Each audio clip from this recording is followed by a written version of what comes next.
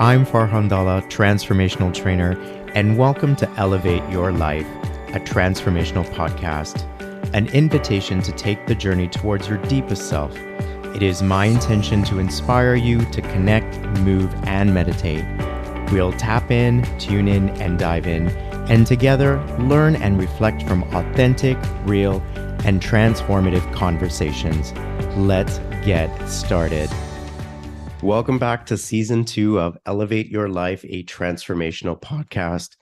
This season is called Queer Relief, and my very first episode is titled In My Own Words and Finally on My Terms.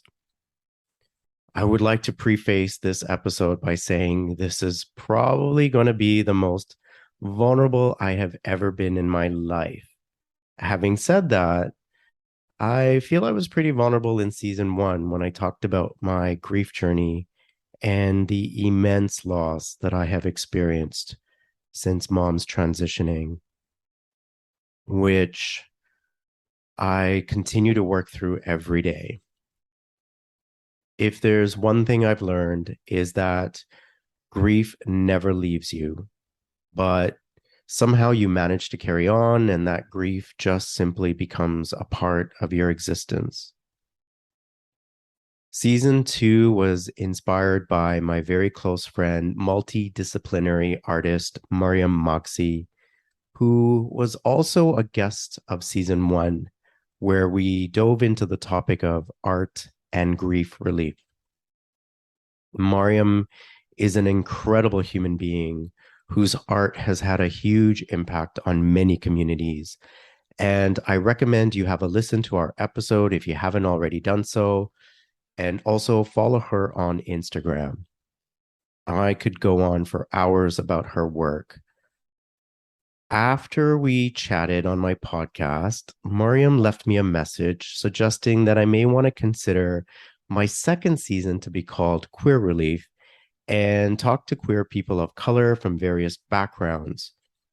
Mariam also suggested that episode 1 could be about my story, and that the subsequent episodes would center around creating a safe space for other queer folks to discuss their challenges and journey with me. Now, I loved this idea, but it also created a lot of anxiety and fear. And as I dive into this episode, you'll understand why. It's not that I'm not out and people don't know that I'm gay. I'm not in the closet, but I am fully out.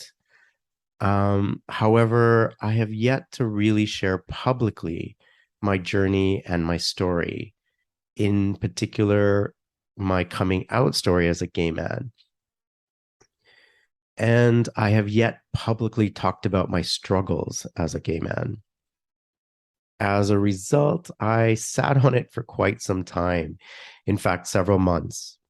And every time I thought about sitting down and recording my story, I panicked, I felt fear and anxiety, I procrastinated. And so it took quite some time for me to really get to the place where I could dive into where those feelings were coming from. And I've reflected on that, and maybe I'll share some of that with you today. But the truth is, I'm still working through some of it as well. As I take you along my journey with this episode, as well as with the guests I'll be speaking with, it is really my hope that I can continue to be vulnerable and talk about my struggles and come into my wholeness while still making this a safe space that Mariam and I had talked about for others in the LGBTQ plus community, especially for brown and Black folks. It is my intention to send a message out there to all those who are struggling, to let them know that they are not alone. They don't have to live in fear of isolation, that there are many others who are here to support them. And as we unpack our conversations, that there are words of wisdom and golden keys to help them to open their doors and help them to come out and just be comfortable with who they are.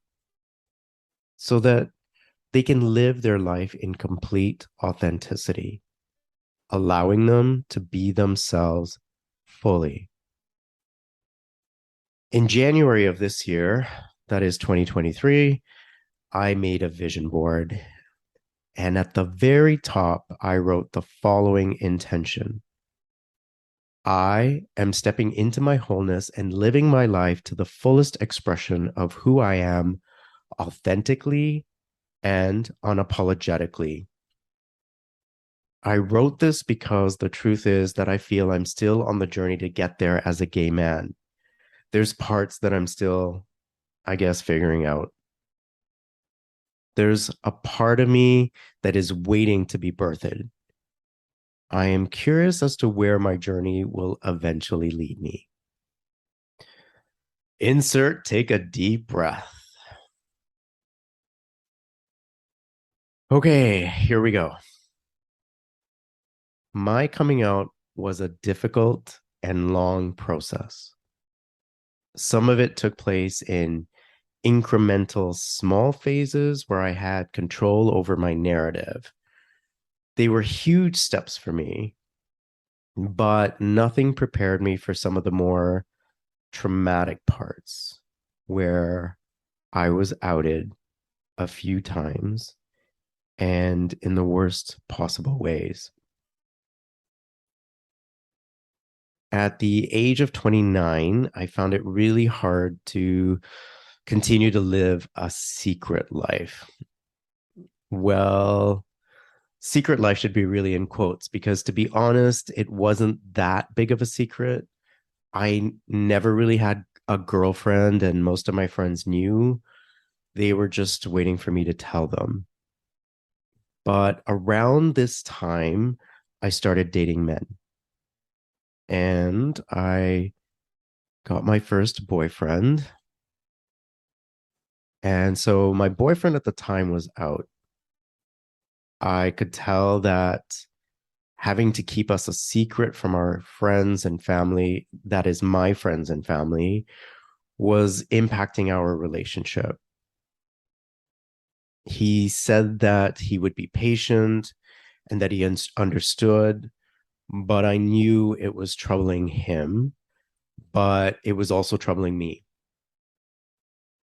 It was time for me to face my truth and to come to terms with who I am.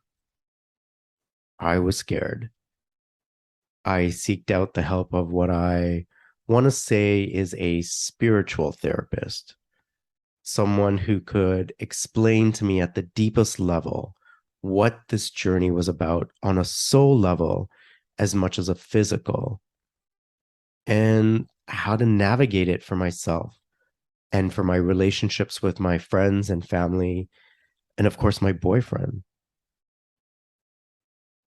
I'll never forget this day. I remember her looking at me right in the eyes and saying to me, Farhan, you exercise regularly, you go to the gym, you take care of your health and your body, you have this career in fitness. But if there is a part of you that you have anger or self-rejection towards, then that negative emotion will manifest in your body in a disease and likely in a body part where you're holding that negativity. It could turn into a disease that could impact your health and maybe even your life. And in that moment, it was like I woke up and I thought to myself, I'm not going to the gym or exercising and eating right just so that my unhealthy emotions could result in my own disease or even death. That didn't make sense to me. Before I continue, I just want to put a disclaimer here. I'm in no way implying that I'm claiming there is a connection between our emotional state of well being and disease, but it did make sense to me that how I feel about myself can have an impact on my physical body. So I asked her, what is my next step? What do I need to do to learn to accept myself? And in fact, possibly save my life. To accept the fact that I am gay. She said the first step was to come out to myself. And I never thought of it that way, that I had to first come out to me and to be able to say those words. She instructed me to look into a mirror and into my eyes and say the words, I am gay. And then the next step would be to walk in that truth, quite literally, with every step. And that as I take steps to say the words and to know that that is my truth. And by doing so, to accept that truth within me and every cell in my body, to literally walk in that truth. It was not an easy task. Looking into the mirror with complete authenticity and into my eyes and saying those words brought on a lot of discomfort. But I did what she said, and I followed her instructions. And that began my true coming out moment. I knew that from this point on, there was no going back. When I think about it in hindsight, I probably shouldn't have begun getting into a relationship until I was out, at least for me, because I wasn't able to fully be available and offer who I was because I was still discovering who I was. And I hadn't come to terms with that just yet.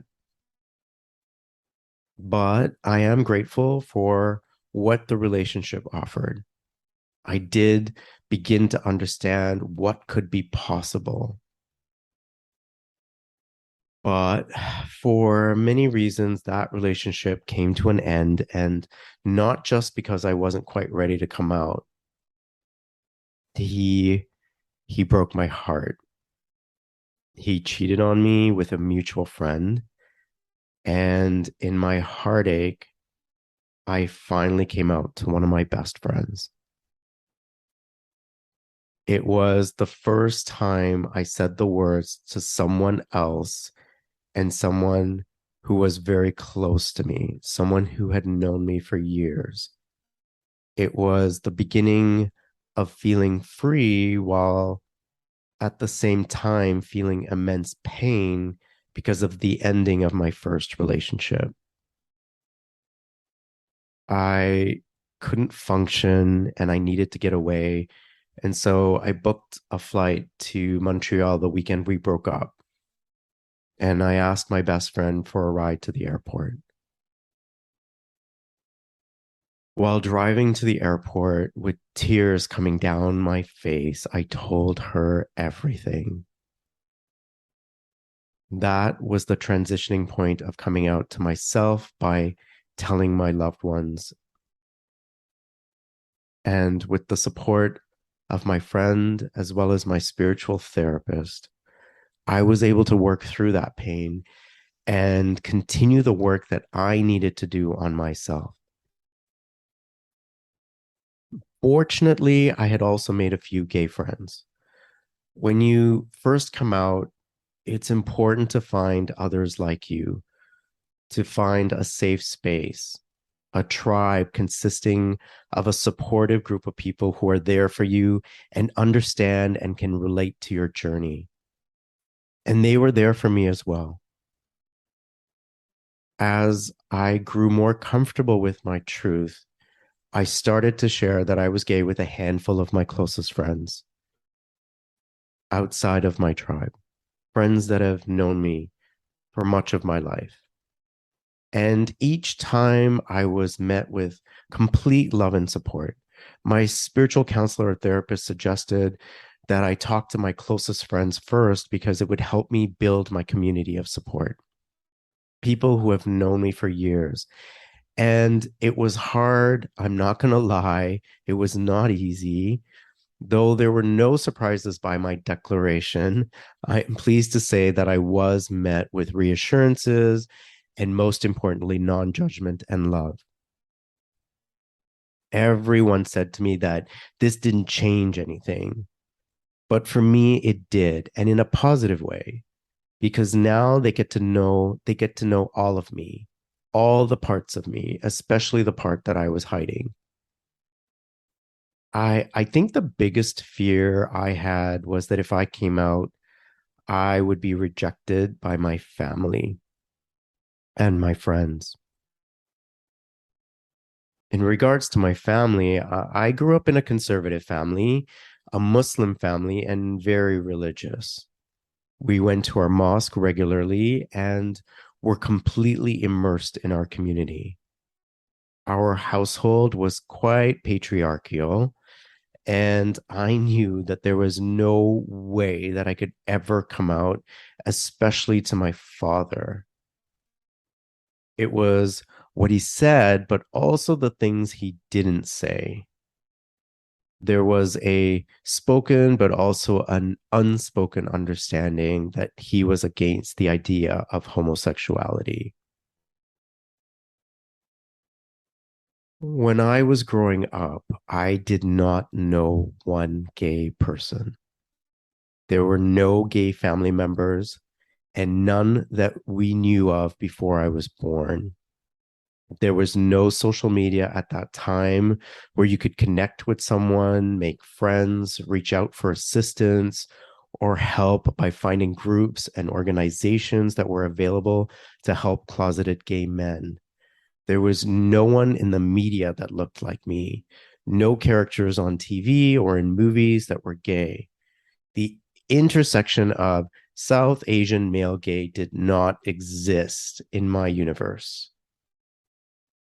And so growing up was an isolating experience and one which forced me to pretend to be anything other than who I truly am. I felt like there was no one I could talk to, not a friend, not a teacher. In truth, I lived in constant fear, especially going through my high school years. There was a lot of homophobia at that time. You would hear the comments or so called locker room talk. I did not know of one other gay person at my high school. There probably were others, but likely just as scared to come out like me. I had a lot of friends, some of which were boys and some of which were girls. I hung out with a good group of people, but it wasn't a space that I felt safe enough to be my true self. When it came to things like prom or dances, I pretended to be straight and had girls for dates.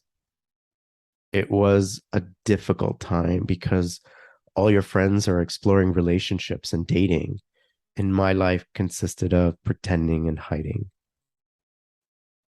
I knew that if I came out, I would have been ostracized, which is why coming out was not an option, not in high school, and for me, not even in university.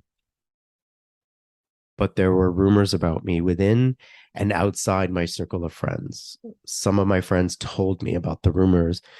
And whenever I heard about the rumors, I would go into damage control, making sure I was seen with a girl or pretending to be interested in one, just denying, denying, denying. I don't think I was really good at it, to be honest. And I'm not sure if I really fooled anyone. But in my head, I kept telling myself and feeding myself all these falsehoods and somehow convinced myself that I was straight. My struggles intensified in university to a whole other level. Rumors were going around because I didn't have a girlfriend. I kind of dated girls to discredit the rumors. And I was lying to everyone, but I was also lying to myself. I tried to shove down my feelings and ignore the part of me that was attracted to men. I even acted like I was some sort of player, but I'm not sure if I really fooled anyone. The first family member I came out to was my sister. Out of everyone in my family, I felt close enough to tell her. I told my friends I was going to tell her, and they were incredibly supportive. I knew at that point I had a tribe and chosen family standing beside me, it was time. The conversation went partially well. By that, I mean, she told me she already knew. She said, Farhan, I'm your bigger sister. I helped raise you, and I knew. I was waiting for you to tell me. Okay, I thought that makes sense. There were no surprises there. And I'm not surprised by the fact that she wasn't surprised, but here's where the conversation went sideways. She revealed that someone had already told her. She couldn't recall who it was. It had been a few years. I think I went pale. Who would do that? I thought. It couldn't have been a friend. But it got worse. She didn't keep this information a secret. This was something that she feared for me, for my health and safety. And not knowing what to do, she told my two brothers. This was not the conversation I was expecting. My coming out was taken away from me. I no longer had control over my narrative thanks to some jerk who outed me. Now, keep in mind, my brothers are a lot older and, like my dad, have very conservative views. What did they say? I asked. She said they're just going to ignore it. And so I interpreted ignore it to mean ignore me. Great. So all this time they knew. I mean, what else would I expect from a traditional family? Everything that is taboo is treated with silencing. We just don't talk about these things. She had suggested many times in the past that I consider moving to a different city or country as my fitness career was really taking off. And now I knew why. She was trying to protect me. She wanted me to get away. She also knew my parents would never accept me. I took a deep breath and I asked, did you tell mom or dad? And to that, she replied, no, I didn't. But she said that mom keeps asking me why you aren't getting married. And she said, I just keep telling her to leave you alone and that when you decide, you will let us know. She kept giving mom hope. I didn't get upset with her for that. I could see that she didn't have any answers. So what could she do in that situation? But she did tell me that she had a gay coworker and she spoke to him for advice. She even went to Pride in her city of Vancouver. She read some books and did what she could do to educate herself. She was just scared that something terrible would happen to me. She knew the world wasn't always safe for LGBTQ plus people. And for that, I appreciated her. At least she was trying. Everyone else would continue to treat me as though that part of me didn't exist. And then she said something interesting. She said, whatever you do, don't end up in like a newspaper or on TV. And I thought that was kind of weird. But anyway, we continued our conversation in Toronto's gay village. We went for a walk and we met up with some of my gay friends. I introduced them to her and told them about my coming out. It was nice to have some community support that day. We both had a lot to process. It wasn't the conversation I expected, but at least things were out in the open, at least with her. The Toronto gay nightclub scene was really how I came to meet and know the tribe I formulated. Around that time, there was a well-established LGBTQ plus South Asian scene that was exploding in popularity called Funk Asia. It drew to the dance floor Bollywood music fans who found a safe space to connect with other members of the LGBTQ plus community, specifically South Asian. It was held once a month in the heart of Toronto's gay village. The popularity of these events also drew a straight crowd who loved the energy, the music, and inclusivity. The event was organized at the time by a woman named DJ Zara, a very out and proud and South Asian member of the queer community. It was a scene that I did not partake in. I told people it wasn't my jam, but in hindsight, I think I was afraid people would assume I was gay if I went. And I was very much closeted at that time, apart from my few close friends and my chosen tribe. Plus, I did not want to risk any further rumors. However, I knew Zara, and she asked if I would attend the event in honor of her 30th birthday. It was a special anniversary date for Funk Asia. Around September of 2003, it was the fifth anniversary of its run, and this event would be the final. She decided to end Funk Asia along with her birthday celebrations, and she was going to go out with a bang. So Zara asked me to help out during the cake cutting ceremony. And basically, I would need to put on a Roman outfit, complete with headgear, etc. And I would be shirtless, I might add, and I'd have to escort her from the DJ booth to the cake for the cake cutting ceremony. I knew it would be risky, but I think at that point, I figured it was the last event. And since it was Zara's birthday, I'd attend. Well, everything was going according to plan. However, I was not prepared for what came next. Zara failed to inform me that the event would be covered by a lot of media, and not just local media, but national media. We're talking MTV, the Toronto Star, and Canada's national newspaper, the Globe and Mail. I had no idea Funk Asia had become such a phenomenon. This event was groundbreaking because it was a queer event for South Asians, and the organizer, Zara, was a lawyer by day, DJ at night, who also happened to be queer and female and South Asian. Keep in mind, this is at a time period before cell phones and cameras and whatnot.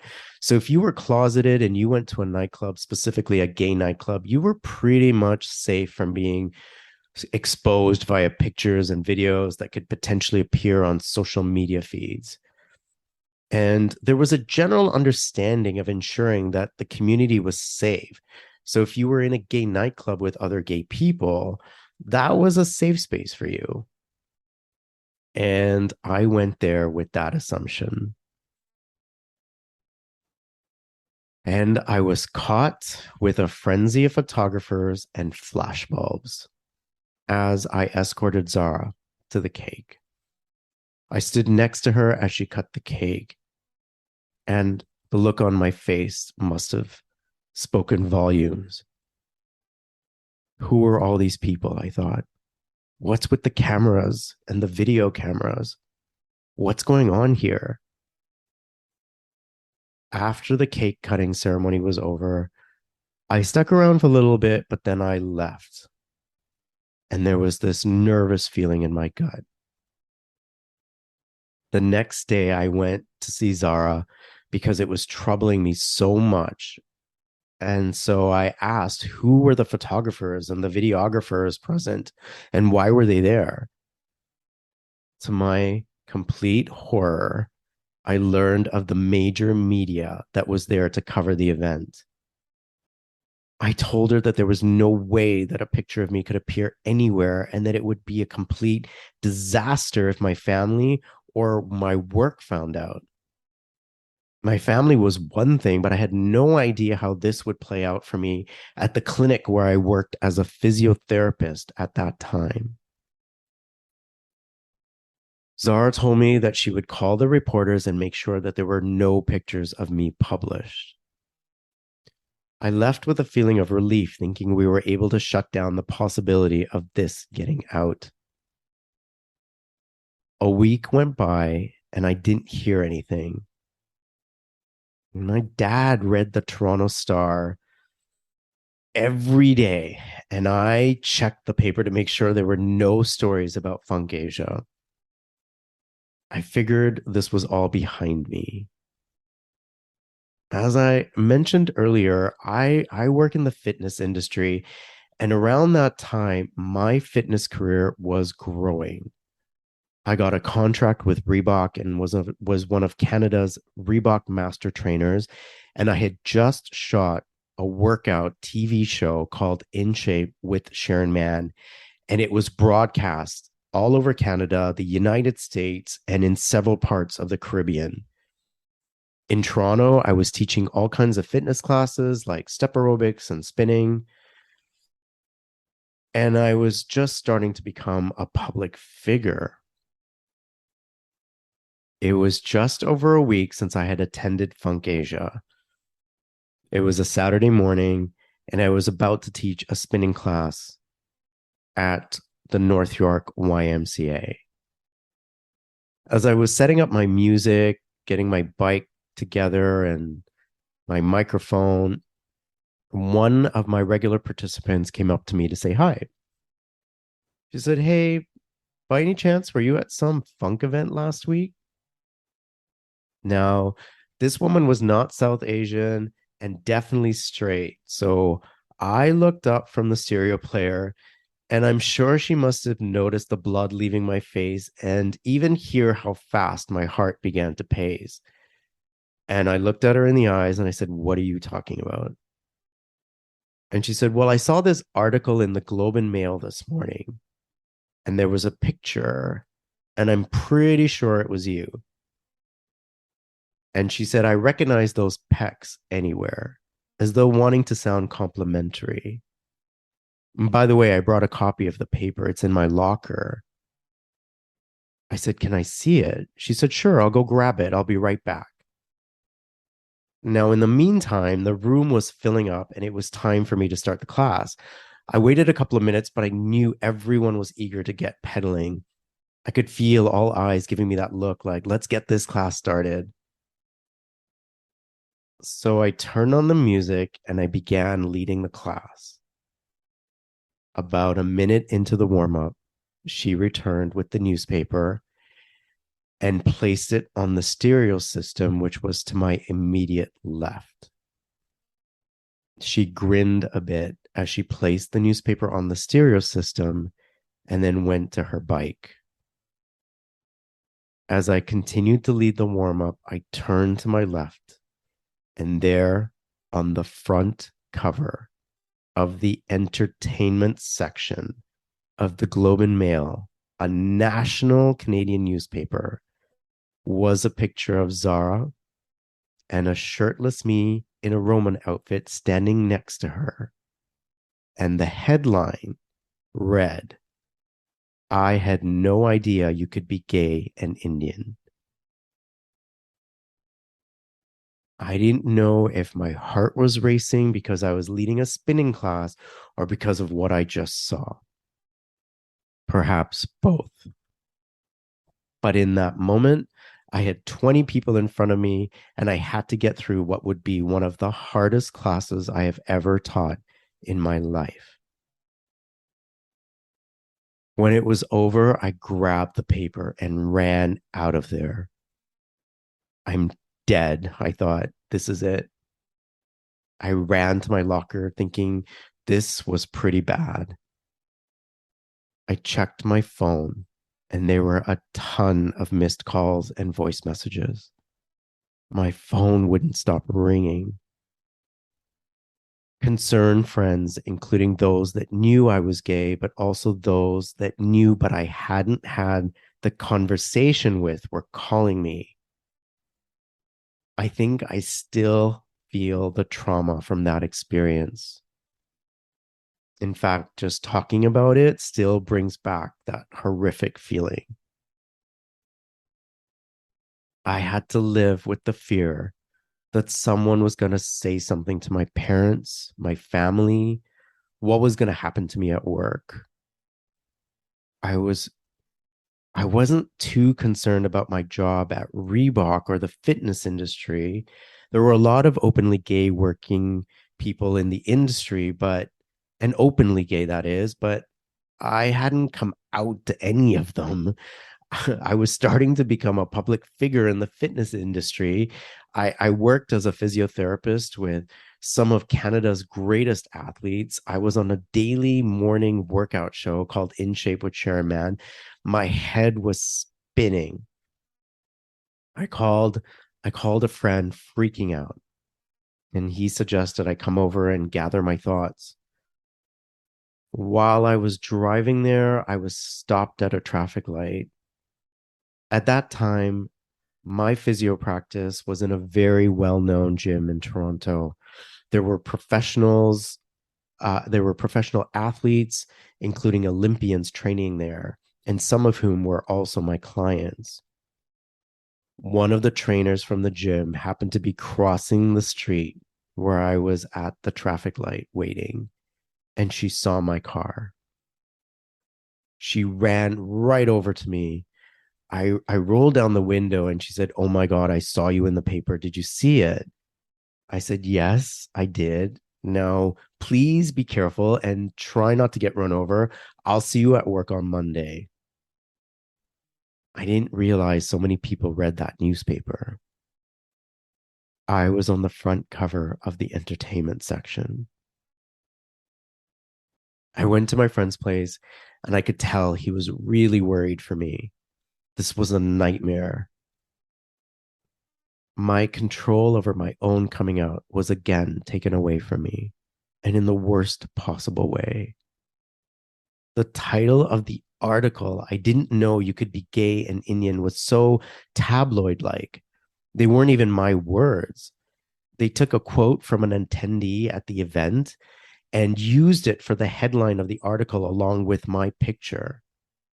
It was as if the focus of the article wasn't even on DJ Zara and the incredible event she had created for South Asians in Toronto's LGBTQ community. But what transpired for me? Well, I feared that my world just blew up. And maybe it was my fault for going. I think that if I knew that the media was going to be there, there is no way I would have attended. My friend looked at me and with fear in his eyes said, "What are you going to do?" I said, "I'm not sure, but I guess I'll have to face whatever the consequences were going to be." There was no rock big enough for me to crawl under. I made an appointment with my spiritual therapist.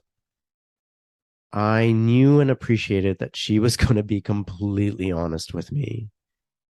And she was. She said, "Well, at least it's out now and you don't have to worry about telling people." It's not what I wanted to hear, but there was no going back now. I just didn't know how I was going to handle my family and work. Maybe if I had the courage to tell my family, I wouldn't have been in this situation. See, she suggested that I tell them even if they didn't know by now, but it was too much for me. I wanted this crazy nightmare to go away. I really leaned on my friends at that time. They were all on my side and everyone was really supportive. And I just kept thinking I have no choice but to face the consequences. The picture on the front cover was me. My friends recognized me, my patients, coworkers, and participants from my fitness classes. I couldn't deny it even if I tried. The truth was in my face, and I was pissed. Though I was still trying to figure out how I wanted to come out, that was all taken away from me. I think in some way, telling my story this way on my own podcast is giving me back some control. It's been 20 years since that day, and I'm still processing some aspects of this. Fortunately, this is not the way my parents came to know that their son is gay. I don't know how I dodged that bullet. Maybe it was universal intervention, but thankfully, no one called to tell my parents or brought it up to them at our mosque. I have no idea if anyone said anything to my siblings, because if they did, they sure didn't bring it up with me.